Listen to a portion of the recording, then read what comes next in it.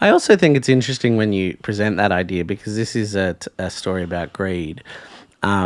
Is this, a comparable work, I would say, is The Last Temptation of Christ, exploring Jesus the man. This is exploring Scrat the rat. Mish and Zach. May I quickly just steer the train back onto the rails? Oh, absolutely. And say that this video game just basically makes a mockery of Ice Age. And it's obviously they haven't seen Ice Age because they would know that Scrat never gets the nut. Yeah, not 50,000 nuts. Yeah. Scrat Yeah. get not one nut, but thousands of nuts. Yeah. And like so many nuts that if he misses a nut, you don't worry about going back because there's more nuts. Plenty of nuts to go around. I was so upset when I saw Scrat skip a nut. Oh, Would never happen. Crazy. Yeah. And it's just he just picks him up and then he doesn't even give a shit. And my biggest issue there, right, because thank you so much for bringing that up, and that was what I was sort of moving towards, was if this is canon, which I don't know for sure if it is, but if this is canon, and the implications are there that it is. There's no reason to suggest that it's not canon. it's got the same voice name. actors. Yeah. Yeah, Same name. and you've got Scrat It even interacting. sorry to interrupt. No, it no. even has footage from the movie Yes. as cutscenes. Yeah. So when we talk about this, I'm thinking this has an Enter the Matrix canonical kind of nature to it, which tells me not only are they disrespecting the legacy of Scrat the Rat and the Ice Age franchise, they're now establishing this idea from the second one on that outside of the moments where we see Scrat struggling for one acorn, he is, any other time we're not seeing him on screen, he is off gorging himself on thousands of acorns. He struggles for one, doesn't get it. Then off he pops and has 500 acorns. We see him again, struggles for one. Yeah, it changes the whole dynamic because it makes him quite a greedy little Can we Scrat. not maybe get on board with the idea that this is like a dream sequence, like a Scrat story? It's of never what Scrat inferred wants? in the material that this is a dream. You'd be reaching. Mulholland Drive is the same. Yeah, but there is many implications within the Yeah, text. stylistically. I would say picking up 50,000 nuts. That's an implication. But there's no shots Yeah. of a bed. There's no changing of names. There's a sequence in Mulholland Drive where a singer says almost directly to them, a host says to them, "This is all an illusion. This is all an illusion," and then they change names. I mean, there are so many hints in Mulholland Drive. The text is screaming out this has a if not in its entirety, that at least 2 hours of this film is a dream scenario. There's nothing in the text that I saw that implicated That's that. fair. Stylistically, it infers dream-like qualities by its construction and its very nature. Are you talking about Mulholland Drive, Mulholland Drive. or the Mulholland game? Drive. No, not the game. I'm just saying the game is quite straightforward in its in the way that it presents itself. I think that there are Lynchian aspects to the game. Sure, but 100%. that wasn't your original thesis, Mish. Your original thesis was that this is a dream. No, I'm saying can we not just play with the idea that Sure. that could be, because this is Scrat's story. Unlike the film, we are following Scrat. Mind you, I'm just being devil's advocate here, right? Sure. I'm on board with you. I merely suggested put it to the table that it is possible Fair. that we can kind of, rather than looking at literally, think maybe there is a dreamlike nature to what we were seeing. As it is Scrat's story, and Scrat's a bit fucked. Did anyone Sure. glean what actually happens from the piece? Scrat the rat loves acorns. Yeah, just give me the plot. I just want to tell where they did what they did. They So did this, they did this. ice caps are melting. Ice caps are melting. And the characters we know from the film, Sid, Manny, Diego, they're dealing with that. Meanwhile, Scrat the rat is gorging himself on the acorns.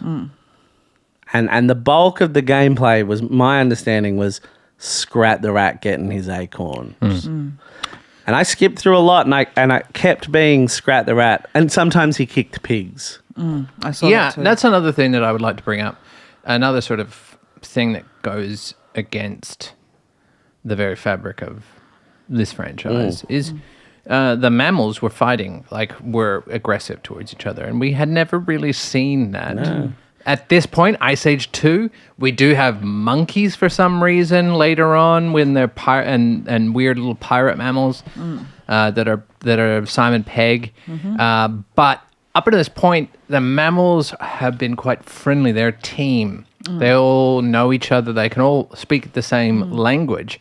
However, the pigs and the other animals there that would attack Scrat, they're not friendly. Or is that just a Scrat? Is that how they feel towards Scrat? We're also seeing, I think, a challenge to the hierarchy of the film series, and that has a very clear sort of hierarchy within it. That the saber-tooth is the apex predator of the Ice Age universe. Yeah. Well, what we're establishing with this game is the potential that the apex predator is in fact Scrat the rat. Scrat the rat encounters numerous I'd mammals, never thought of it like that. and in his desire, and I think it's interesting, isn't it? Because it talks to the human condition, in my opinion. We have so much sympathy for Scrat in his desire to achieve that acorn. And we assume that once he has had his fill, that drive will stop. What we see is, in fact, human nature, that it's only the position that society puts him in that creates Scrat the victim. But if Scrat gets the opportunity to have more acorns, not only will Scrat take that opportunity, not only will Scrat collect more acorns than is necessary for a small rat, he will violently attack other mammals in his pursuit of the acorn. And that's it's about greed. Yeah. It is about greed. And I think that if we are able to kind of, if you even take the saber-toothed tiger, Denis Leary's role in this, Denis Leary's role, what's the tiger's name? Diego. Shown zero interest in Scrat. It's shown zero interest in Scrat throughout the whole thing. And in this game, all of a sudden, Scrat's getting in his way, right? And Diego becomes incredibly aggressive. Yeah, there's a section where he does the turnaround. You have to play dead. Yep. But he he's also growling. is very and communicative as well, which I found really interesting. Yeah, get away. Get like, away. I will kill you. Yeah. Scrat, I'm going into this cave to rest. Yeah. If I hear you, I will kill you. But what's interesting, and I think this is I think it speaks to the piece as a whole. He doesn't say, if you come into my cave, I'll kill you. He says, if I hear you in my cave, I'll kill you. And I think that really talks to this idea of how we perceive the world around us. Yeah. And that this is not about... It's a don't ask, don't tell situation, isn't it? The conceit of that is you have to play dead when he does turn around. That implies that he wouldn't just eat a dead Scrat, which I don't buy. Yeah. You think he'd eat a dead animal? Totally. He needs meat to survive. And that Scrat wasn't there, so it keeps on moving. This dead Scrat, to his point of view, keeps moving so positions. Whenever he turns around. To him, there would be many Scrats. So you'd be like, oh, this is a fresh dead Why go thing, for so a I'm just gonna Scrat, kill it. though, when you could go for one of the many pigs that are just wildly roaming throughout And this many land? of them now unconscious because they've been attacked Ready by for by Scrat. Scrat. Yeah, just go for a pig. Well, then why is he so aggressive towards Scrat? That's the question. What has Scrat done now? What's the difference now than in all the films? Because Maybe previously in all the films, Scrat goes unnoticed. He's just looking for... It's a different quest. It's a different story, really. Goes unnoticed. Yes, in fairness, he did create the solar system in that space one that time. well, that's why maybe Diego knows. Well, and this is the second one. So Scrat the God rat. Has not become a god yet. Scrat the God rat has not yet come into law with the No, game. I would say that he still exists. The writers absolutely would have a plan. So as you know, if you're just listening to this for the first time, Scrat finds a UFO, creates the solar system in a later film. But Ben, you're absolutely right. There is a plan, of course.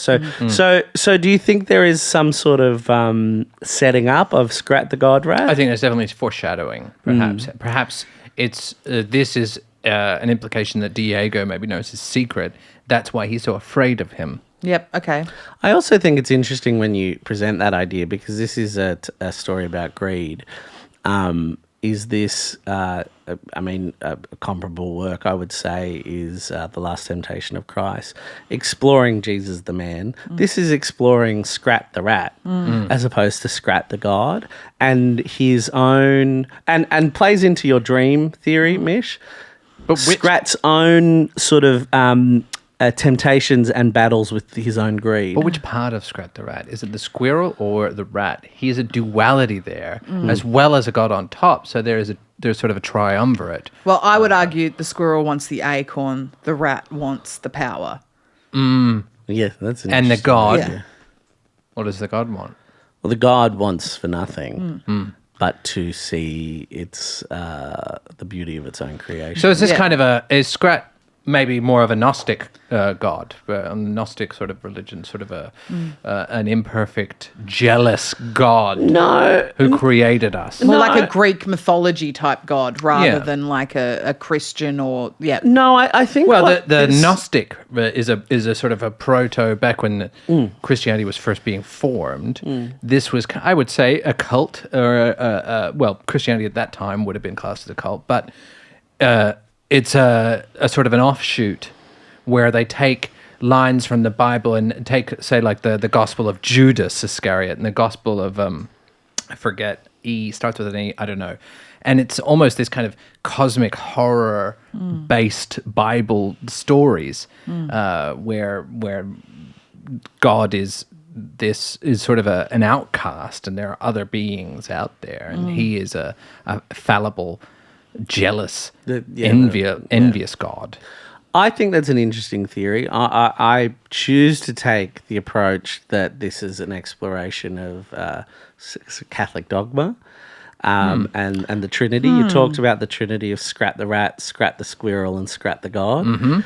I see this as an exploration. You know, there's this idea of the infallible Jesus, right? This is trying to ask the question of, what does it mean for God to make himself in the figure of a Scrat or a rat? I think that once Scrat is a god, Yeah. he leaves the ethics of man. He becomes something to a degree infallible, not because of a sense of perfection, but because ethics are a human construct. He leaves that space. What this explores is, well, what if you take that perfection, I suppose, or that idea, and you place it within the world, a world filled with acorns? But that's the thing. It's very humanizing of gods, which is what I quite like about Greek mythology. It's the idea that there is a realness in these gods, right? And with Scrat, you see, obviously, we know because we've seen the fourth film that he is in fact a god. But he has human desires. You know what I mean? He has animal. Or rat. Which again brings it to that Gnostic God. Yeah, and I'm kind of getting more on board with that. Because it's very clear to me that Scrat the rat has animal needs and desires, unlike a god. But we also know has the ability to create Saturn. Can we talk about the idea? Unlike a god, what is a god? God is created in our own image. We had these base desires and base impulses. So God obviously does. And if you read the Old Testament, he absolutely does. He is a craven, awful, I would say despotic God. Yeah. And that is, I mean, that could be the rat, which they're saying. So I think, I'm sort of buying into this whole sort of franchise being a sort of an indictment on that Catholic dogma, because, you know, there were other gospels. And the Catholic Church did not allow them into the Bible. Sure. No, it's a really interesting idea. I think it really does come back to, or brings back this notion that Mish was talking about this. I don't know if I'm sold on it being a dream, but I am much more open to this idea of it being a something a bit more metatextual. This is not a work that exists necessarily within the world of the films. This is asking the question, what if we were to change the That's what I'm starting to think. Perhaps this is, say, a different point of view, a different book of Ice Age. Well, I think one thing I think I was talking about, if I can move on from the God notion for a short time, we talked about greed. We talked about greed. Yeah. And what I find interesting, particularly in religion, but even in sort of atheist, ethical sort of discussions, greed is seen as either an immutable ethic that exists outside of ourselves. That's the sort of Christian approach or the religious approach. Or it is seen as an internal human flaw. Yeah. What I find interesting about this work is it presents the idea of this idea of greed as not being an internal force, not being an ethical or moral force that exists outside of us, but rather a circumstantial thing. Yeah. We see a Scrat rat who, in the films, is driven by exactly the same desires, needs, wants as he is in this game. Wants and needs that we take no issue with in the films. The only thing that's changed is the number of acorns and his access to them. Suddenly, we now see greed. Yeah. That's Scrat has not changed. The circumstances with which the nature of Scrat Scrat exists has. And I just think that's a really interesting work. Do we it's about judge? scarcity. And do we judge? Do we judge Scrat the rat for taking too much? It reminds But me- is it too much? Do we judge Scrat for taking what he wants? I think it's an interesting work. It reminded me of the Japanese drama Shoplifters and also the more popular Korean film, the Academy Award-winning Korean film, Parasite. That took a very similar approach. Both of those films took a similar approach, focusing more on lower class or working class individuals. Whereas this game was focusing more so on a Scrat rat. Well, Scrat rat, but through abundance. Yeah. But the same ethical questions as those work, but focused more on the billionaire class. If I I'd could say. reframe, just or frame it again, and just so yours. So the one thing that changes, the nature of Scrat is to get nuts, and obviously to hoard those nuts for when times are tough, because we are in an ice age, as the eponymous ice age. He cannot change, or maybe he is not aware that he needs to change, or does he even need to change? Is he who he is because he is? What I'm saying is the moral, we as an audience, the moral question and the moral judgment we place on Scrat the rat is one that we believe to be one of his inherent quality. But what you can see when you compare Ice Age 2 Meltdown, the film, with Ice Age 2 Meltdown, the game, is in fact that his greed, quote unquote greed, in the game is purely circumstantial. And it I think it makes us look inwards. It makes us ask ourselves, is this, are these qualities necessarily adjacent to the ethics or the morals we place upon people, or is it just how those qualities interact with their circumstance or their privilege? It's like if a dog were barking and you were getting upset with that dog for barking. The dog Yes, is that's simply right. doing a job. And I think that's true of... And were we a Scrat rat in that situation? Would we be any different? It's Really? an interesting question. I mean, it's one that, talks, I think, to a sort of individualistic quality. Again, this all kind of crumbles down once you take into account the fourth film, Yeah. where he is a god, and so you do think that, although it's not an animalistic kind of thing like a dog or things like that, it would change to something a little bit more scarier, which is that sort of the indifference of the universe. And I hate to be this person as well, because I always try and be as positive as possible, as optimistic.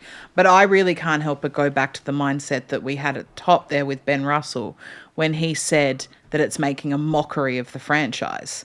It's interesting, though, isn't it? Perhaps it is. With a Perhaps little bit this of- franchise makes a mockery of us. I just don't think we've ever considered the Ayn Rand style ascent of Scrat the rat in a hostile world. Yeah, I don't buy Ayn. I think Ayn Rand is a hack. No, but I think this is a comment on that. I think this is an attack on that potentially. I think this is sort of asking, you know, can that individualistic sort of notion, does it really apply when we can see that circumstance has such a... So we're like Scrat the rat, doomed to be greedy. It's the same way as if, you know, people, when they get older, they get more conservative. Although that doesn't happen with me. The older I get, the more radicalized I become towards the sort of left-leaning. But I feel like that's for another video game, though. Yeah. I think what this is saying is we cannot change our inherent nature. We can only change, and now I'm not saying I agree with this worldview.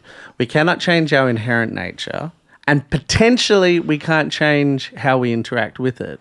But what we see is Scrat the rat and his greed. Scrat the squirrel and his animalistic desire to survive, and Scrat the god, the creator of an inhumane, uncaring universe. All of those are driven by the same fundamental innate desires. All of them we think of in different ways based on the circumstance within which they come. And I think it talks to that idea. I think it just sort of says, can we change our internal nature, or is it rather how we interact with the world around us? You know, I don't know. I think it's quite a nihilistic piece. And for that, I don't care for that. I don't need that in my life right now. It's interesting, though, you know, the more acorns that Scrat accumulates, the Scrat the rat you're talking about. The more dehumanized he becomes to us, the more sort of callous and different to us he becomes. And that, I think, going back to that sort of class aspect that you were alluding to earlier, I think that's interesting. The richer that we get, the more disconnected from the real world, or from I mean, I say real world as someone that lives in Australia, which is barely, Quite right. It was Nietzsche that said, we walk on the edge of the abyss, right? And I feel like that is something I would take into playing this game again and go, what kind of... Hold on, sorry, 1 second. Let me just... Yeah. Sorry, I was laughing about something. No, that's okay. That's fine. You're a laugh, because if you didn't laugh, you'd cry. Yeah. Tough, well, that's right. Tough work. Yeah. I just want, if I were to ever play this game, which I don't think I will. No, right? I will never play this The access to it is quite difficult. It is hard to obtain it. I'll most definitely watch this playthrough again. I think you could probably get a what is it called? An emulator for this. Sure. Probably. Pretty easily. I'm just saying that I would take in that kind of, that Nietzsche's way of thinking. Should I ever rewatch this gameplay, or if I ever were in a situation where this game would, you know, be in my hands physically. All of that being said, how many Leguizamos would you be giving? I did like how it was Romano and all the same voice actors came. It was back, a nice treat. and they went to this water slide, and they were like, "Oh, we better watch out." And then Sid was like, "You're gonna die alone," and I was like, "Oh, that's right. He hasn't met Wanda Sykes yet." No. It's very exciting, and so it was kind of nice to revisit these characters before all these sort of life-changing moments had happened for them, and you were like, wow, this is... No J-Lo. Diego hadn't met J-Lo. No, and also, just in case anyone was wondering, because it is a very, very big thing when we watch an Ice Age film, no sloth titties. No. Yeah. No, and I think no. that would be sort of a criticism for me, is that I did find myself wanting for sloth titties, but I think always. But I think always. I think always. I think that's enough of your own proclivities.